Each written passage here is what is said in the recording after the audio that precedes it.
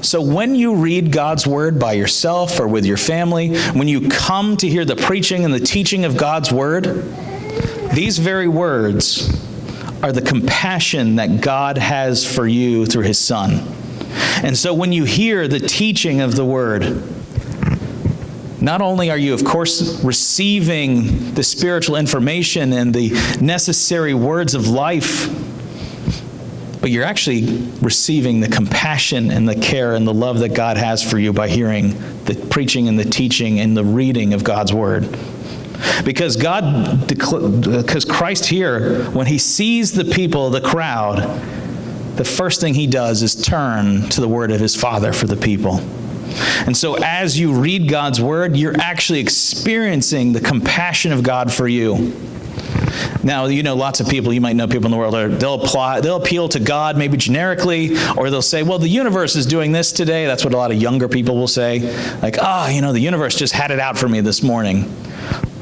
The problem with saying that the universe has it out for you is the universe can't actually speak to you, number one. It's actually just a collection of particles and stars and gases and materials. It's really indifferent about you. It cares about you as much as these pews do. And I'd imagine these pews actually care because, Christ is in this place. But the universe itself does not care about you.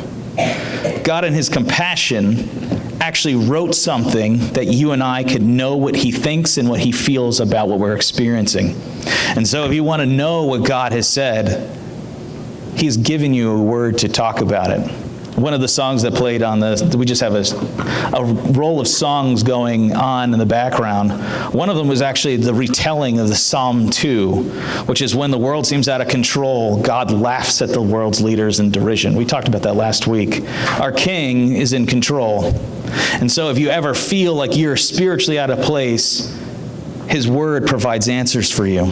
Remember, it says this about the Bible: all scripture is breathed out by God and profitable for teaching, for reproof, for correction, for training in righteousness.